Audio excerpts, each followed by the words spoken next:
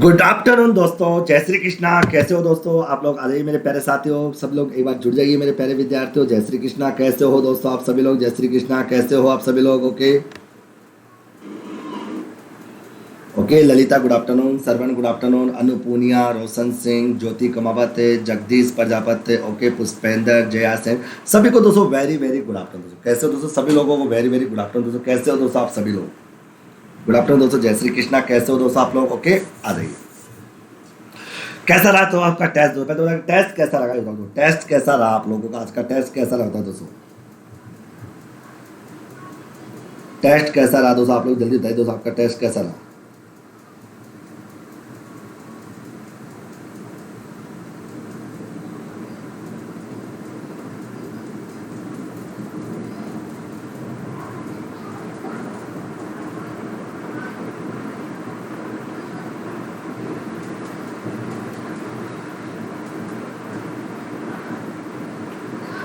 Sir अच्छे हैं, आप कैसे हो? मैं भी ठीक हूँ।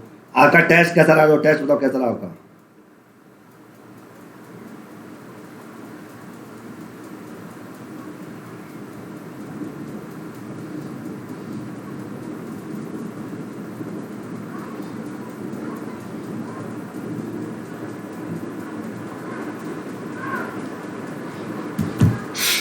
देखिए, मस्त सर। जो सर बहुत अच्छा लेवल था। अच्छा आया मजा। बस दो दो टेस्ट दो डेली। देखो टेस्ट से आपका बहुत दिमाग बहुत खुलेगा। डेली टेस्ट दो हर टॉपिक का।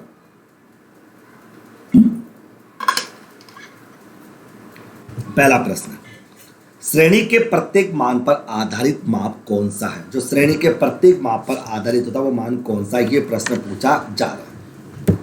देखिए मित्रों, विस्तार, आप जानते हो विस्तार जो होता है ना मित्रों, वो श्रेणी के अधिकतम तथा न्यूनतम मान पर आधारित होता है।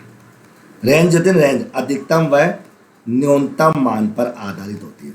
अधिकतम व न्यूनतम मान पर आधारित, न्यूनतम मान पर आधारित, अधिकतम व न्यूनतम मान पर आधारित होती है दोस्तों आपकी रेंज। तो जो रेंज होता है ना, रेंज रेंज जो होती है मतलब वो अधिकतम व न्यूनतम मान पर क्या होती है? आधारित होती है मित्रों के।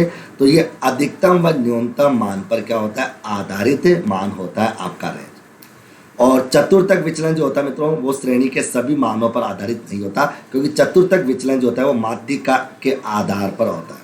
माध्यिका के आधार पर, ये माध्यिका के आधार पर होता है। और माध्यिका श्रेणी के दोस्तों, माध्यिका जो होती है तो प्रमाप विचलन, स्टैंडर्ड डेविएशन जो होता है, स्टैंडर्ड डेविएशन, स्टैंडर्ड डेविएशन के बारे में दो बातें खास है। एक तो स्टैंडर्ड डेविएशन जो है अपकिरण, जिसको आप डिस्पर्जन बोलते हो, ये अपकिरण का एक सर्वश्रेष्ठ माप है। ये अपकिरण का है सर्वश्रेष्ठ माप है।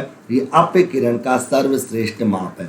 अपकिरण का सबसे बेस्ट माप है आपका प्रमाप विचलन। ओके, और इसकी गणना जो की जाती है वो केवल की जाती है समांतर माध्य पर, समांतर माध्य के आधार, समांतर माध्य के आधार पर गणना।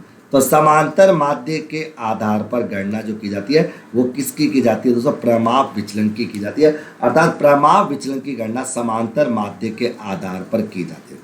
प्रमाप विचलन की गणना समांतर माध्य के आधार पर की जाती है, यानी प्रमाप विचलन की गणना समांतर माध्य के आधार पर की जाती है। और ये अपकिरण का एक सर्वश्रेष्ठ माप था, और ये केवल और केवल समांतर माध्य के आधार पर इसकी गणना की जाती है। ओके, और समांतर माध्य श्रेणी के सभी मूल्यों पर क्या होता है? आधारित होता है। और इसीलिए श्रेणी के सभी मूल्यों पर आधारित होने के कारण दोस्तों इसको अपकिरण का सबसे बेस्ट माप कहा जाता है। ओके, प्रमाप विचलन की गणना करते समय जो आपके बीज गणितीय चिन्ह होते हैं, आपके जो बीज गणितीय, अगर बीज गणितीय चिन्ह, बीज गणितीय चिन्हों पर, ओके, बीज गणितीय चिन्हों को ध्यान में रखा जाता है, ध्यान में रखा जाता है, बीज गणितीय चिन्हों को ध्यान में रखा जाता है। ओके, तो अपन कह सकते हैं बीज गणितीय चिन्हों को ध्यान में रखा जाता है। अपन प्रमाप विचलन के बारे में बात करें तो प्रमाप विचलन की गणना करते समय जो बीज गणितीय चिन्ह होते हैं उन बीज गणितीय चिन्हों को ध्यान में रखा जाता है। अर्थात जो आपके न्यूमेरिकल साइंस होते हैं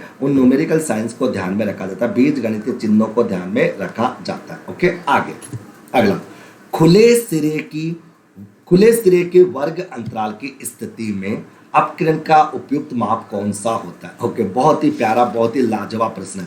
अब कईयों को तो ये नहीं पता कि ओपन एंडेड सीरीज होती क्या है। देखिए तो इसको बोलते हैं open ended series. Open ended series कहते हैं इसको, बोलते हैं ओपन एंडेड सीरीज इसको कहा जाता है। ये आपके खुले सिरे वाली कहलाती है, ओपन एंडेड सीरीज कहलाती है। इसको खुले सिरे वाली श्रेणी कहा जाता है। जैसे आपकी खुले सिरे वाली श्रेणी की बात करें तो ये होती है आपकी लेस देन आपकी 10। जैसे मान लो लेस देन 10 बोल दो, 10 से लेकर 20 बोल दो, 20 से लेकर आपकी 30 बोल दो, 30 से लेकर 230 एंड मोर, 30 एंड मोर बोल दो। तो इस प्रकार से दोस्तों इस श्रेणी को बोलते हैं ओपन एंडेड सीरीज। और ओपन एंडेड सीरीज की जब बात सीरीज की बात आती है तो ओपन एंडेड सीरीज जो होती है वो माध्यिका के लिए सबसे ज़्यादा बेस्ट मानी जाती है। माध्यिका की गणना ओके तो ओपन एंडेड सीरीज में की जा सकती है। समांतर माध्य और किसी की गणना नहीं कर सकती। और माध्यिका के आधार पर क्या निकलता है, चतुर्थक विचलन निकलता है, क्योंकि चतुर्थक विचलन माध्यिका का आधार होता है। तो चतुर्थक विचलन माध्यिका का आधार होने के कारण दोस्तों ओपन एंडेड सीरीज के अंतर्गत दोस्तों अपन कह सकते हैं खुले सिरे के वर्ग अंतराल की स्थिति में अपीकरण का जो सबसे बेस्ट माप माना जाता है वो चतुर्थक विचलन माना जाता है। क्योंकि चतुर्थक विचलन दोस्तों जिसकी बात है जिसको अपन क्वार्टलाइट डेविएशन कहते हैं, ये क्वार्टलाइट डेविएशन कहलाता है। चतुर्थक विचलन दोस्तों एक क्या होता है मित्रों, आपका एक चतुर्थक विचलन की जब बात करते हैं मित्रों तो ये एक प्रकार का निरपेक्ष माप होता है। ये क्या होता है, आपका निरपेक्ष माप होता है दोस्तों, जिसमें आपकी बात आती है क्वार्टलाइट डेविएशंस की बात अपन करते हैं। तो एक बात सुनना और समझना, तो ओपन एंडेड सीरीज वो होती है दोस्तों जिसके दोनों ओर के सिरे खुले होते हैं, जिनका मान फिक्स नहीं होता। तो देखो तो जिनका मान फिक्स नहीं होता वहां पर हो तो माध्यिका की गणना जो है वो ओपन एंडेड सीरीज में की जा सकती है, बाकी किसी की गणना नहीं हो सकती। और जब माध्यिका की बात आती है तो वहां पर चतुर्थक विचलन जरूर काम में लिया जाता है। दोस्तों सारे प्रश्न बहुत अच्छे हैं, इन प्रश्नों का उत्तर टिक करना अपना मकसद नहीं है। उत्तर तो आप लोगों ने दोस्तों वहां पर देख लिया होगा, ओके, वहां पर समझ लिया होगा, लेकिन मेरा उद्देश्य यहाँ पर केवल और केवल आपको पढ़ाना है, आपको समझाना है और एक एक टॉपिक्स को बताना है। तो ओके, तो चतुर्थक विचलन क्वार्टलाइट डेविएशन जो होता है वो एक निरपेक्ष माप होता है, ओके। और खुले वाले सिरे होती है दोस्तों जिसके दोनों ओर के सिरे खुले होते हैं और इसकी गणना माध्यिका के लिए की जाती है। आगे, श्रेणी के चरम मूल्यों से, श्रेणी के चरम मानों से कम प्रभावित होने वाली अपकिरण का माप कौन सा है जिसका चरम मूल्य से सबसे कम प्रभाव पड़ता है, ओके। श्रेणी का चरम, अब मित्रों सर इस सीरीज में अगर मिड वैल्यू की जरूरत नहीं होती भाई, दड़ा ओपन एंडेड सीरीज में मिड वैल्यू की आवश्यकता नहीं होती, तभी तो कहते हैं और समान माध्यिका की गणना करते समय मिड वैल्यू की जरूरत नहीं होती। तो इसीलिए ओपन एंडेड सीरीज माध्यिका के लिए सबसे बेस्ट मानी जाती है। श्रेणी के चरम मानों के कम से कम प्रभावित होने वाला अपकिरण का माप कौन सा। अब मैं यहाँ से एक बात समझाता हूँ इस प्रश्न के बारे में। देखो कैसे, आप जानते हो मित्रों कि माध्यिका जो होती है ना, माध्यिका जो होता है ना, माध्यिका पर चरम मूल्यों का एक्सट्रीम वैल्यू का चरम मूल्यों का न्यूनतम प्रभाव पड़ता है। माध्यिका पर चरम मूल्यों का न्यूनतम प्रभाव पड़ता है, ओके, न्यूनतम प्रभाव पड़ता है। तो माध्यिका पर चरम मूल्यों का दोस्तों सबसे कम प्रभाव पड़ता है, माध्यिका पर चरम मूल्यों का दोस्तों सबसे कम प्रभाव पड़ता है मित्रों, ये बात आपको ध्यान में रखने की आवश्यकता है। तो माध्यिका पर चरम मूल्यों का सबसे कम प्रभाव पड़ता है, ओके। और जब माध्यिका की बात आती है तो उसके साथ किसका नाम आता है, चतुर्थक विचलन का नाम आता है। इसलिए चतुर्थक विचलन पर भी दोस्तों चरम मूल्यों का एक्सट्रीम वैल्यू का सबसे कम प्रभाव यहाँ पर पड़ता है, वहां पर सबसे कम प्रभाव यहाँ पर देखने को मिलता है दोस्तों, ओके।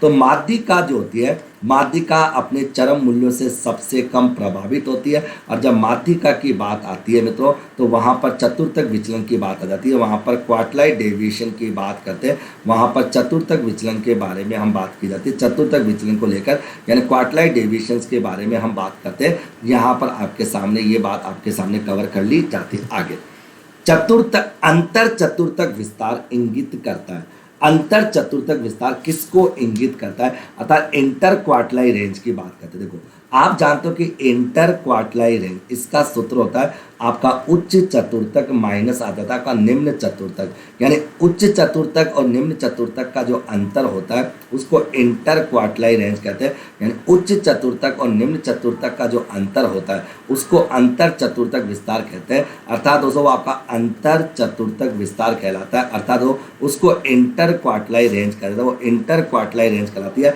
जहाँ पर उच्च चतुर्थक और निम्न चतुर्थक के बारे में बात आती है। और ये दोस्तों अच्छा, उच्च चतुर्थक जिसकी वैल्यू होती है कितने परसेंट, 75%। निम्न चतुर्थक तक की वैल्यू होती है 25%। इन दोनों की बात करें तो ये आ जाएगा 50%। तो इंटर चतुर्थक जो होता है वो अर्ध होता है, अर्थात ये माध्यिका को दर्शाता है, ये माध्यिका के मान की बात करता है। तो यहाँ पर श्रेणी के 50% विचरणशीलता की बात की जाती है, यानी श्रेणी के बीच के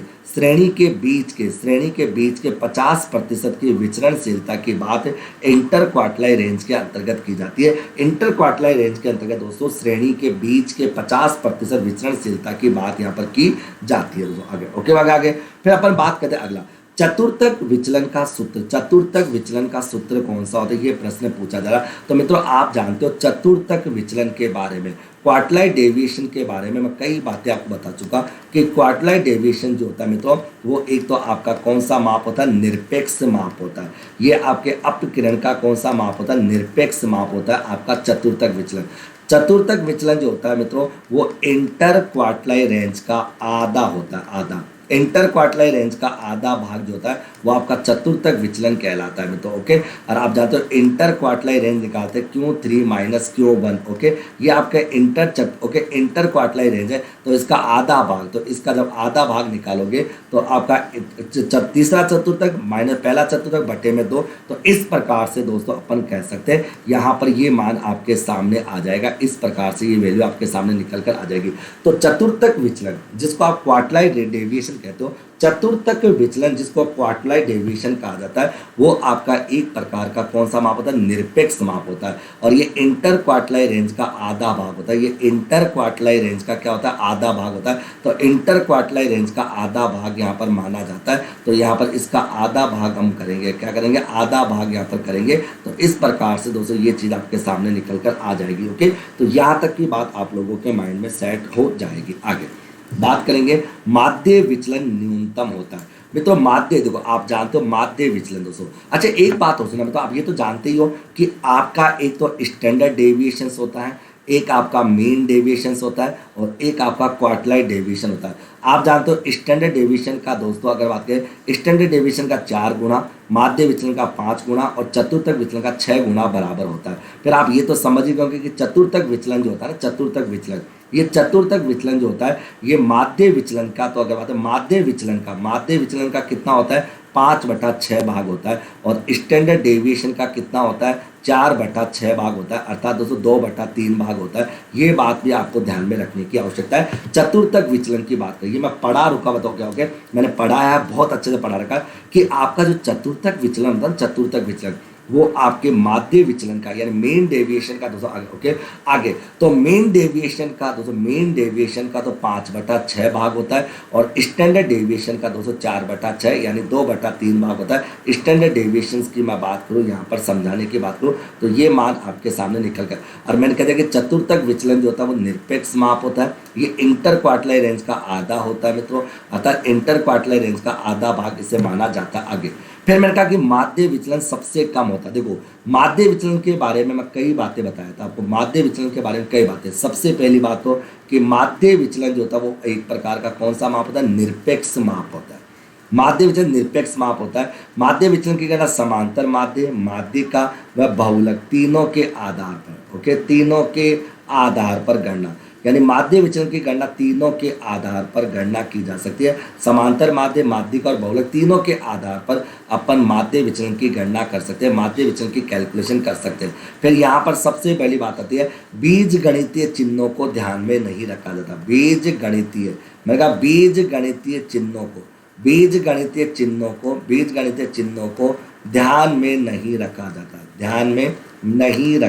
ध्यान में नहीं रखा जाता, ओके, नहीं रखा जाता। तो बीज गणितीय चिन्हों को ध्यान में नहीं रखा जाता। ओके, तो जितने भी दोस्तों आपके न्यूमेरिकल साइन होते हैं, जितने भी बीज गणितीय चिन्ह होते हैं, उन बीज गणितीय चिन्हों को ध्यान में नहीं रखा जाता। ओके, तो माध्य विचलन की गणना करते समय बीज गणितीय चिन्हों को कभी भी ध्यान में नहीं रखा जाता, यानी माध्य विचलन की गणना करते समय बीज गणितीय चिन्हों को ध्यान में नहीं रखा जाता। ओके मित्रों, आगे ये बात आगे, और एक बात ध्यान रखो, माध्यिका से ज्ञात किया गया माध्य विचलन सबसे क्या होता है, कम होता है। माध्यिका से ज्ञात किया गया माध्य विचलन सबसे कम होता है। कारण है, इसका कारण क्या होता है, इसका कारण भी सुन लो क्यों होता है। माध्यिका के आधार पर ज्ञात किया गया माध्य विचलन दोस्तों सबसे न्यूनतम होता है, सबसे बेस्ट होता है, सर्वश्रेष्ठ होता है। ये समझो सर्वश्रेष्ठ होता है। तो ऑब्वियस बात है, इसको सर्वश्रेष्ठ क्यों माना जाता है, इसके पीछे एक कारण है कि माध्यिका के आधार पर ज्ञात किया गया माध्य विचलन सबसे बेस्ट होता है, सबसे सर्वश्रेष्ठ होता है। क्यों होता है, क्योंकि चरम मूल्यों पर न्यूनतम प्रभाव पड़ता है। चरम मूल्यों पर न्यूनतम प्रभाव पड़ता है। ओके, प्रभाव तो मतलब चरम मूल्यों पर सबसे कम प्रभाव पड़ने के कारण माध्यिका से ज्ञात किया गया माध्य विचलन सबसे कम माना जाता है। अतः चरम मूल्यों पर न्यूनतम प्रभाव पड़ता है, इसका चरम मूल्यों पर सबसे कम प्रभाव पड़ता है। तो चरम मूल्यों पर सबसे कम प्रभाव पड़ने के कारण माध्य विचलन को सबसे बेस्ट माध्य माना जाता है, यानी इसको सर्वश्रेष्ठ माध्य की बात अपन यहाँ पर करेंगे आगे। यदि प्रसरण 144 है तो प्रमाप विचलन कितना होगा। बड़ा प्यारा प्रश्न है कि अगर आपका वेरियांस 144 है तो प्रमाप विचलन कितना होगा, ये प्रश्न आपसे पूछा जा रहा है। मित्रों आप जानते हो कि स्टैंडर्ड डेविएशन आपका स्टैंडर्ड डेविएशन जो होता है ना, स्टैंडर्ड डेविएशन वो आपका इसका प्रसरण का क्या होता है, रूट होता है। वेरियांस का क्या होता है, रूट होता है। वेरियांस का रूट कहलाता है आपका प्रसरण, जिसको कहते हैं 144 का रूट अगर कहेंगे तो 12 आपके सामने आ जाएगा। और ये प्रसरण जो होता है, प्रसरण में तो ये क्या होता है, द्वितीय परिघात होता है। ये द्वितीय परिघात, प्रसरण को दूसरा परिघात कहता है, सेकंड मूवमेंट्स कहा जाता है।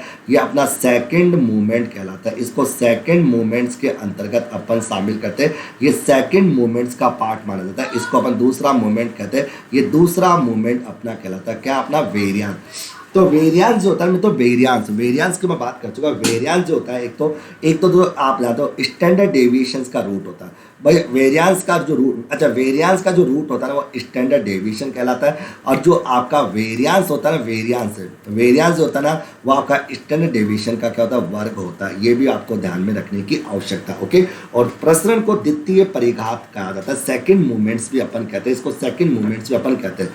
अब आता है दोस्तों अगला प्रश्न आप लोगों के सामने आ रहा है। तो ये कहा जा रहा है कि कौन सा आनुभाविक संबंध सही है, सही संबंध बताना। देखो मैं तो समझ लो, मैं पहले बता चुका कि ये स्टैंडर्ड डेविएशंस होता है, ये आपका मीन डेविएशंस होता है, और ये आपका चतुर्थक विचलन होता है। स्टैंडर्ड डेविएशन का 4 गुना जो है वो माध्य विचलन के 5 गुने के बराबर और चतुर्थक विचलन के 6 गुने के बराबर होता है। अर्थात स्टैंडर्ड डेविएशन का मान हमेशा ज़्यादा होता है माध्य विचलन से, माध्य विचलन का मान हमेशा ज़्यादा होता है चतुर्थक विचलन से। इस प्रकार से इन तीनों के बीच में ये संबंध पाया जाता है कि आपका प्रमाप विचलन जो होता है वो ज़्यादा होता है माध्य विचलन से, और माध्य विचलन ज़्यादा होता है आपके प्रमाप विचलन से। अर्थात आपका यहाँ पर तो प्रमाप विचलन का 4 गुना, प्रमाप विचलन का 4 गुना माध्य विचलन के 5 गुने के बराबर होता है और चतुर्थक विचलन के 6 गुने के बराबर होता है। अब सुनिए, यहाँ पर संबंध की बात करते हैं। सबसे पहले माध्य विचलन आपके सामने आ रहा है।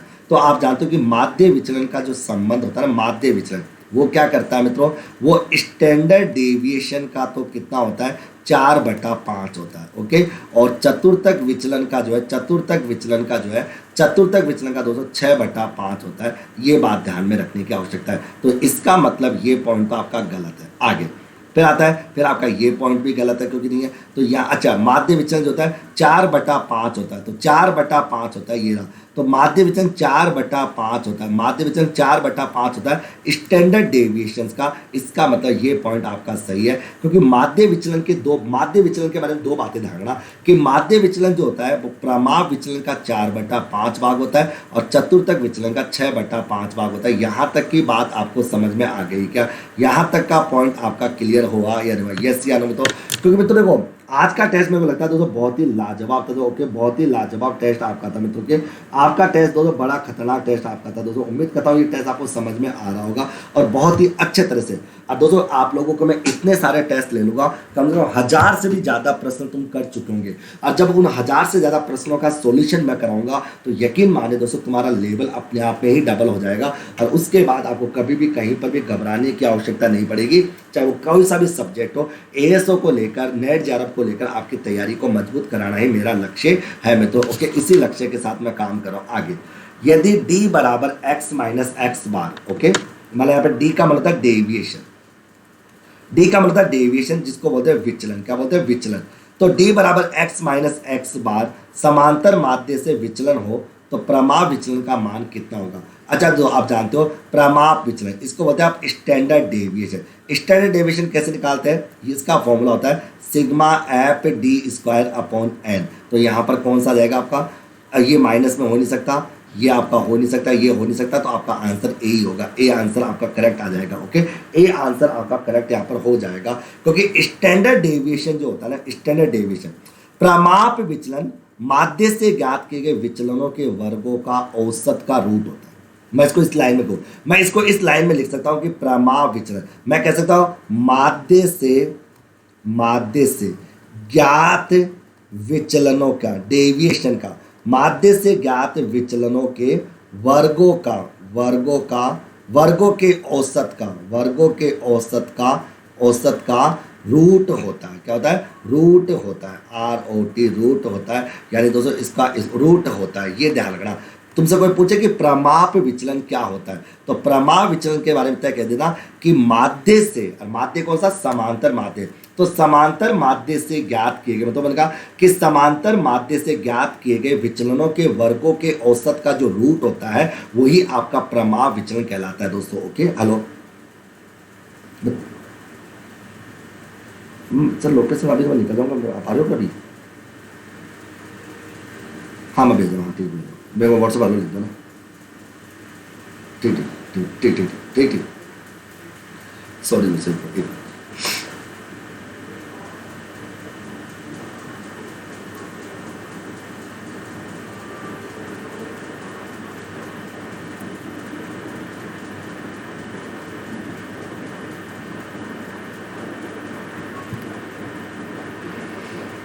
ओके।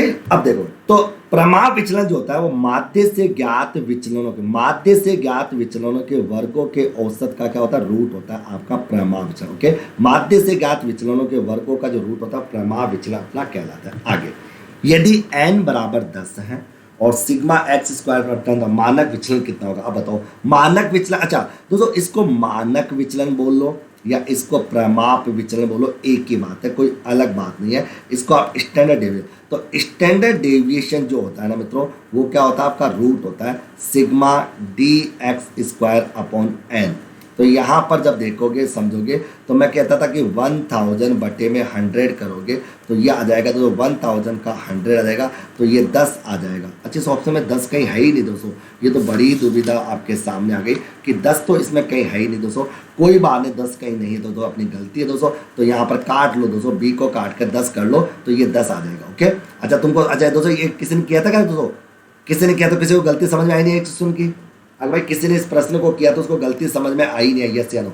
अगर किसी बालक या बालिका ने इस प्रश्न को किया था तो इसका आंसर तो 10 आएगा, किसी ने कुछ किया ही नहीं दोगे। अब तुमको हो सकता है तुमने कैसे किया होगा। तो प्रमाप विचलन जिसको आप स्टैंडर्ड डेविएशन या मानक विचलन कह सकते हो, प्रमाप विचलन की जब बात आती है तो इसका आंसर 10 आएगा, तो इसको आप स्किप कर सकते थे, इसका ऑप्शन में आंसर ही नहीं था, इसको आप स्किप कर सकते थे दोस्तों। ओके, आगे अगला, यदि संभाव्य विभ्रम 2.5 है तो प्रमाप विचलन का मान कितना होगा। ये प्रश्न आपसे पूछा जा रहा है भाई साहब, कि अगर मित्रों आपका दोस्तों यहाँ पर बड़ा ही प्यारा प्रश्न पूछा जा रहा है कि अगर संभाव्य विभ्रम का मतलब तो आप जानते हो, तो संभाव्य विभ्रम क्या होता है, संभाव्य इसको होता है आपका स्टैंडर्ड एरर कहते हैं, क्या होता है, सॉरी प्रोबेबल एरर कहते हैं, प्रोबेबल एरर। तो बताओ तो अगर प्रोबेबल एरर दोस्तों आपका, अगर प्रोबेबल एरर 2.16 के, तो 2.16 है, और फिर प्रश्न पूछा कि बताओ स्टैंडर्ड डेविएशन की वैल्यू कितनी आएगी, तो आप कितनी करोगे, स्टैंडर्ड डेविएशन की वैल्यू आप कितना करोगे, यहाँ पर प्रश्न पूछा जा रहा है। अब कईयों को दोस्तों क्या होता है कि इसका फॉर्मूला जिस बालक को याद होगा वो तो आराम से कर सकता था। देखो तो आप जानते हो कि प्रोबेबल एरर का सूत्र होता है आपका 0.6745, 0.6745 ये होता है दोस्तों आपका ऑफ स्टैंडर्ड डेविएशन।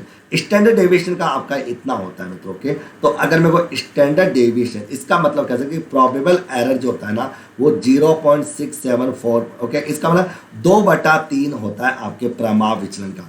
तो प्रमाप विचलन जो होगा वो प्रोबेबल एरर का कितना होगा, 3/2 होगा। तो यहाँ पर दोस्तों प्रोबेबल 2.16 है 2.16 इंटू 3/2, तो ये 2 से 2 गया, ये 1 आ गया, ये पॉइंट अगर बात करें तो ये पॉइंट आ जाएगा 208। तो यहाँ देखूंगा तो 3 आ जाएगा, ये देखूंगा तो 200 आपका 2 आ जाएगा, ये -3 करूँगा तो यहाँ पर जब देखूंगा 3 पॉइंट समथिंग आएगा, 3.2 आपके सामने आ जाएगा, 3.2 आपके सामने यहाँ पर आ जाएगा। तो 11वें प्रश्न का आंसर भी दोस्तों 3.2 आएगा, तो ये 3.2 आपके सामने आ गया। ये मैंने पढ़ाया था दोस्तों, आपको याद हो मैंने पढ़ा रखा था आपको, मैंने कक्षा में इसको बहुत ही गजब तरीके से समझाया था और कई तरह के प्रैक्टिकल प्रश्न भी मैंने आपको दिए थे और आपको करने के लिए कहा था।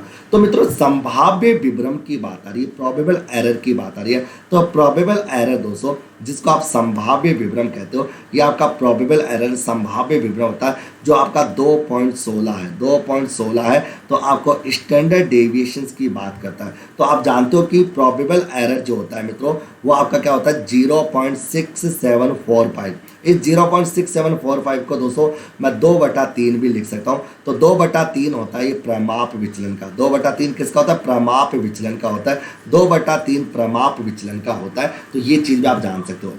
यदि किसी श्रेणी में विच्छिन्न माध्य के सापेक्ष माध्य विचलन प्रमाप विचलन के बीच में संबंध कैसा होता है, तो मित्रों आप सभी जानते हो और सभी समझते हो कि हमेशा जानना स्टैंडर्ड डेविएशंस की वैल्यू हमेशा ज़्यादा होती है आपके मीन डेविएशन। सिंपल सी बात है, विच्छिन्न माध्य होता है आपके असमान माध्य, असमान यानी असम्मित श्रेणी की बात करा, ये असम्मित श्रेणी की बात करा।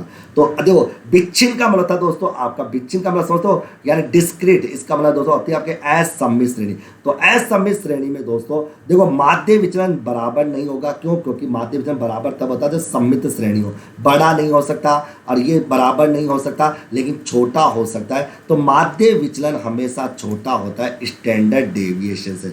जैसे मित्रों मैं तुमसे कह दूं कि अगर तुम्हारे एग्जाम में प्रश्न आ जाए कि मान लो स्टैंडर्ड डेविएशन दे दे तुमको 40 और बोले कि बताओ मित्रों माध्य विचलन कितना होगा, माध्य विचलन कितना होगा, तो सभी जानते हैं कि स्टैंडर्ड डेविएशन का जो 4 गुना होता है वो माध्य विचलन के 5 गुणे के क्या होता है बराबर होता है। इसका मतलब माध्य विचलन जो है मित्रों वो 4/5 होता है स्टैंडर्ड डेविएशन का। तो यहाँ पर 40 का 4/5 करूँगा तो ये मेरे साथ 32 आ जाएगा, चेक कर सकते हो। यहाँ पर दोस्तों जो 40 है वो बड़ा है और 32 आपका छोटा है। इसका मतलब अपन कह सकते हैं कि माध्य विचलन का जो मान है वो प्रमाप विचलन के मान से क्या होता है हमेशा छोटा होता है, क्योंकि मित्रों प्रमाप विचलन जो होता है प्रमाप विचलन का 4 गुना माध्य विचलन के 5 गुणे के क्या होता है इक्विवेलेंट होता है। प्रमाप विचलन का 4 गुना जो है वो माध्य विचलन के 5 गुना के क्या होता है इक्विवेलेंट माना जाता है। दोस्तों तुमको समझ में आ रहा है या नहीं आ रहा, यस या नो, ये बताइए दोस्तों समझ में आ रहा नहीं आ रहा, एक मिनट में आया करो। ओके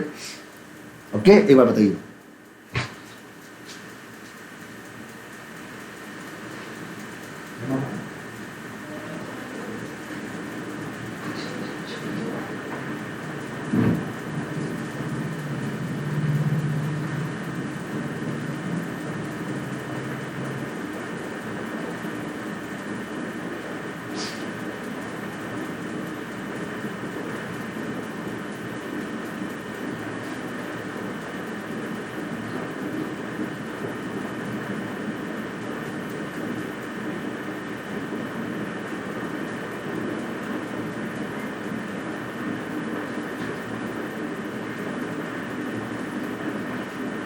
आगे हाँ हाँ बताइए। चलो ठीक है मैं क्लास लगाऊँ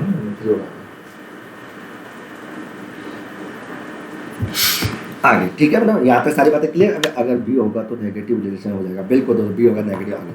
अब देखो फिर मैंने कहा दोस्तों आगे किसी आवर्ती वितरण के लिए माध्य विचलन 15 है तो इसके चतुर्थक विचलन का अत्यधिक संभावना कितनी। ओके देखो माध्य विचलन और चतुर्थक विचलन के बीच में क्या संबंध है।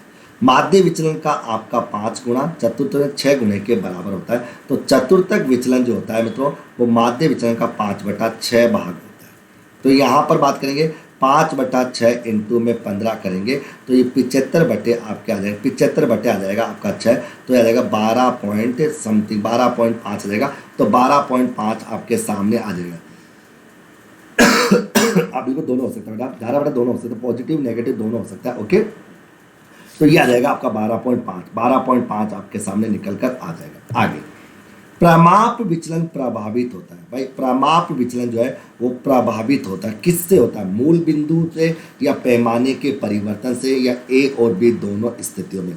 देखो बच्चों, मूल बिंदु का मतलब होता है जोड़ना और घटाना, जोड़ना और घटाना। ओके, जोड़ना या घटाना, मूल बिंदु जोड़ना या घटाना। तो किसी भी संख्या में समान राशि जोड़ने से और घटाने से प्रमाप विचलन के मान पर कोई इफेक्ट नहीं पड़ता, ये मैं लिखा चुका था। देखो, मूल बिंदु यानी चेंज ऑफ ओरिजिन, मूल बिंदु परिवर्तन का मतलब होता है जोड़ना और घटाना मेरे लाडलो।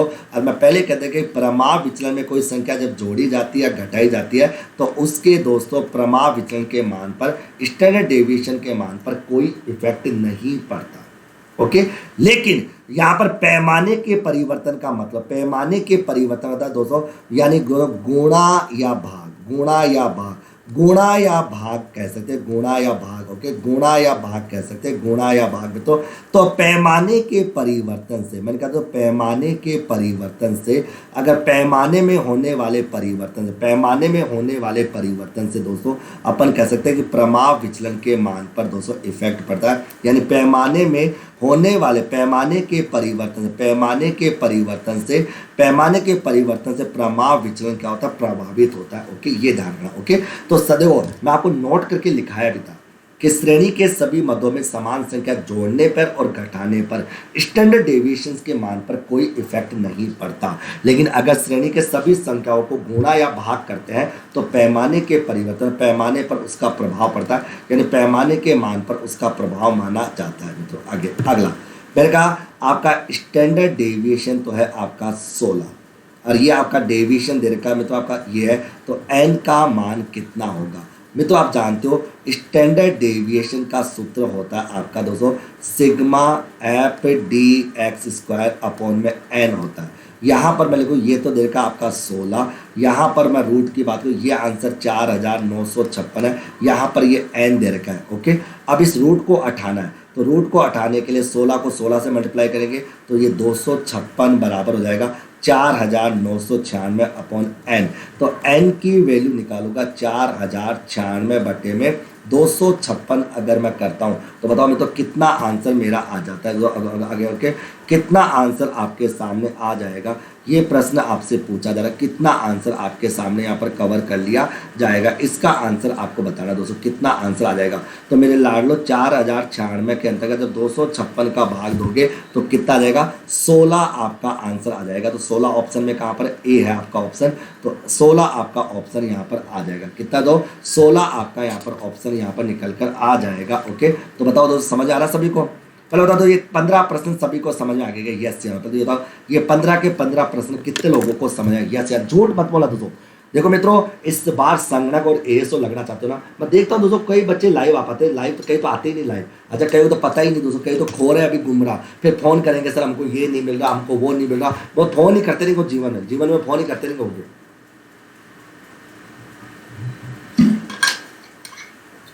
ओके, यदि प्रमाप देखो ना, यदि प्रमाप विचलन 4 अर्थात स्टैंडर्ड डेविएशन तो आपका 4 है, पदों की संख्या आपकी 210 है, पदों के योग, पदों का योग है, पदों का योग है दोस्तों आपका वो आपका सिग्मा, पदों का योग है दोस्तों आपका 160। तो विचरण गुणांक कितना होगा? विचरण गुणांक कितना होगा दोस्तों? ये मतलब पदों की संख्या, पदों का ओके, पदों का योग है इतना, विचरण गुणांक कितना होगा? ये प्रश्न आपसे पूछा जा रहा है। ओके, देखो दो विचरण गुणांक, इसको तो कोफिशिएंट ऑफ वेरिएंस कहते हैं। तो इसका formula standard deviation upon X bar into में 100। मेरे को यहाँ पर स्टैंडर्ड डेविएशन तो दे रखा दोस्तों आपका 4। ओके, लेकिन समांतर माध्य की वैल्यू निकालेंगे तो पदों का योग बटे में 10 करेंगे तो 16 आ जाएगा समांतर माध्य। तो ये 16 आ गया, इंटू में मैं 100 करता हूँ तो यहाँ पर ये 4 आ गया 25। तो मित्रों मैं कह सकता हूँ मेरा कितना आ गया? 25% आ जाएगा। तो यहाँ पर 25% ये मान निकल कर आ गया। कितना? 25% मान निकल कर आ जाएगा। विचरण गुणांक दोस्तों जो होता है ना, विचरण गुणांक विचरण गुणांक दोस्तों एक प्रकार का सापेक्ष माप होता है जो आपस में तुलना करने के लिए काम में लिया जाता है। विचरण गुणांक जो था वो एक प्रकार का सापेक्ष माप होता है जो दो या दो से अधिक श्रेणियों के मध्य उनकी विचरणशीलता, उनकी तुलनीयता का पता लगाने के लिए काम में लिया जाता है। तो मित्रों ये अपना कौन सा माप माना जाता है? ये अपना सापेक्ष माप माना जाता है। इसको मैं सापेक्ष माप के अंतर्गत शामिल करता हूँ। ये सापेक्ष माप का पार्ट यहाँ पर माना जाता है। आगे, किसी आवर्ती वितरण का माध्य, देखो किसी आवर्ती वितरण का माध्य 100 है और विचरण गुणांक दोस्तों कितना है? 45% है। तो बताओ उसका प्रमाप विचलन कितना होगा? तो सिंपल सी बात है, जिस बालक को विचरण गुणांक है यानी कोएफिशिएंट ऑफ वेरिएंस का फॉर्मूला पता है तो समान प्रमाप विचलन इनटू समांतर माध्य अपॉन 100 यानी standard deviation upon mean into 100। तो आप बताइए, ये तो आपका 45 दे रखा है, प्रमाप विचलन पता नहीं, इसको मैं 100 कह देता हूँ, ये अपना 100 आ जाएगा, 100 से 100 कट जाएगा। तो ये तो सिंपल सा प्रश्न हो गया भाई, स्टैंडर्ड डेविएशन की वैल्यू कितनी रहेगी? 45 आपके सामने रहेगी। लेकिन दोस्तों ईजी नहीं होता, कईयों को तो फॉर्मूले ही नहीं पता, तो जब उनको फॉर्मूले ही नहीं पता तो ईजी लगेगा उनको तो हर बात क्या लगेगी? ईजी लगेगी। तो फॉर्मूले पता होना जरूरी है। आगे, अगर दोस्तों तीसरा चतुर्थक आपका 33 है और प्रथम चतुर्थक आपका 24 है, इसको बोलते हैं दोस्तों उच्च चतुर्थक और इसको बोलते हैं निम्न चतुर्थक हो, तो आनुभाविक संबंध से प्रमाप विचलन का संभावना हो।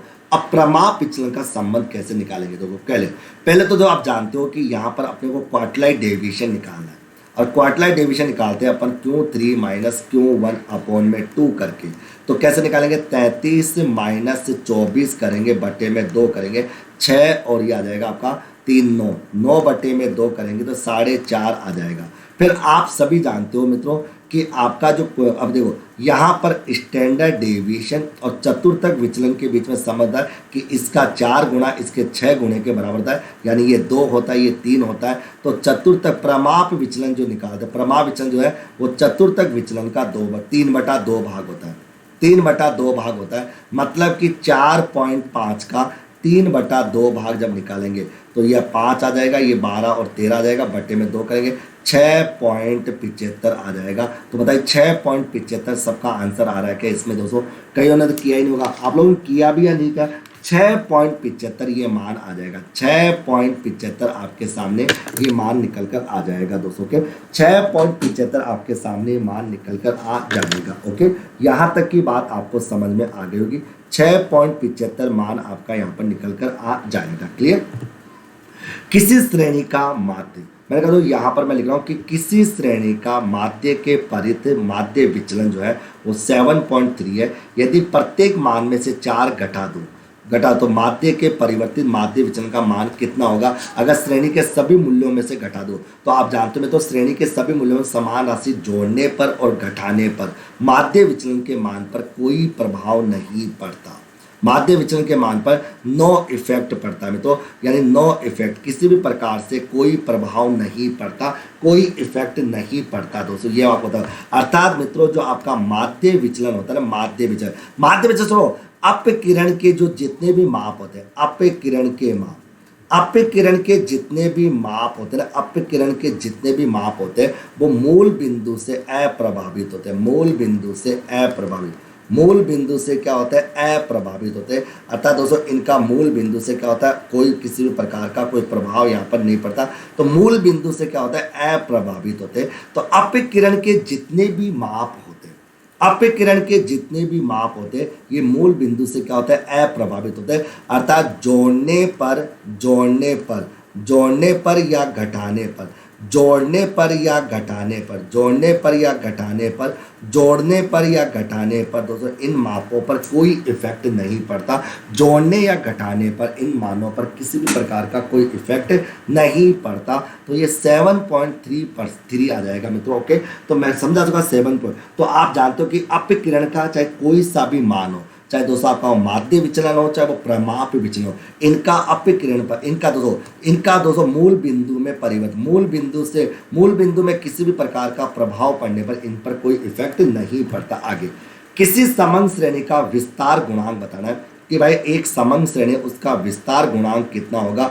विस्तार गुणांक क्या होता है, कॉफिशिएंट ऑफ रेंज की बात की जा रही है कि यहाँ पर आपके सामने कॉफिशिएंट ऑफ रेंज की बात आ रही है, कॉफिशिएंट ऑफ रेंज की बात आ रही है। तो ये कैसे निकालते हैं आप जानते हो, ये निकालते हैं highest minus lowest upon highest plus lowest. इस प्रकार से अपन कॉफिशिएंट ऑफ रेंज की वैल्यू निकालते हैं, यानी आपका अधिकतम मान माइनस न्यूनतम मान अपॉन अधिकतम मान प्लस न्यूनतम मान। अब इस प्रश्न को देखोगे तो अधिकतम मान तो मेरे को नजर आ रहा है दोस्तों कितना, 815। भाई अधिकतम मान तो मेरे को नजर आ रहा है 870 और न्यूनतम मान मेरे को नजर आ रहा है 73। कितना, 73। तो 870 माइनस 73 अपॉन 870 प्लस 73, ये मेरे को समझ में आ रहा है ये चीज़। तो ओके दोस्तों, समझ में आ रहा है नहीं, एक बार कमेंट जरूर करते रहो। कमेंट करने से दोस्तों कई बार कमेंट मतलब समझ में आ रहा है, मज़ा आ रहा है, मोटिवेशन कमेंट करते रहा करो, जिससे मैं आप लोगों के लिए और मेहनत कर सकूँ दोस्तों, आप लोगों के लिए दिन रात लगा रहा हूँ तो, और आप लोगों को मंजिल तक पहुँचा सकूँ। ये तो ये करेंगे 797 बटे में करेंगे 3 आ जाएगा, 7 14 और 9 आ जाएगा मित्रों के आगे। तो यहाँ पर जब अपन देखते हैं और समझते हैं मित्रों, तो ये 943 का भाग इसमें देते हैं तो ये लगभग आता है 0.845 और 845 की जब बात आती है तो यहाँ पर 0.85 आपका आंसर आ जाता है। ओके 0.85 आ जाता है। श्री राम जी धन्यवाद धन्यवाद। मजा आ रहा है दोस्तों आप लोगों को, भाई पढ़ने में मजा आ रहा नहीं आ रहा आप लोगों को, बताओ यस या नो। डेली टेस्ट दो, डेली टेस्ट दो, इतना पढ़ लो दोस्तों, मैं आपको हर एक चीज समझा दूंगा दोस्तों। और टेस्ट देने से मतलब नहीं है, इन टेस्ट को देने के साथ साथ मेरी इन क्लासेस को जरूर देखना, क्योंकि सॉल्यूशन कराने के साथ साथ मैं आपका रिवीजन भी कराता रहूंगा।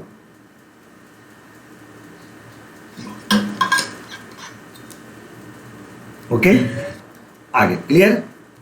अगला 9 छात्रों के नंबर आपको दे रखे, इनका माध्य विचलन गुणांक आपको निकालना है। माध्य विचलन गुणांक आपको निकालना है, 9 छात्रों के नंबर आपको दे रखे और माध्य विचलन गुणांक आपको यहाँ पर निकालना है। ओके माध्य विचलन गुणांक आपको निकालना है। ओके लेकिन दोस्तों अब सुनिए, तो अब आपको मैं एक बात बताऊँ कि अब आपके सामने बता दूँ कि अभी 20 प्रश्न आज करेंगे, इनको मैं एक बार रात को, क्योंकि दोस्तों मेरी मीटिंग के लिए लोग आए हुए हैं, क्योंकि मैं थोड़ा मीटिंग में व्यस्त रहता हूँ कई बार, तो अभी के लिए 20 रखते हैं, बाकी के 20 रात को समझा देंगे या शाम को समझा देंगे। तो कोई नाराजगी तो नहीं ना?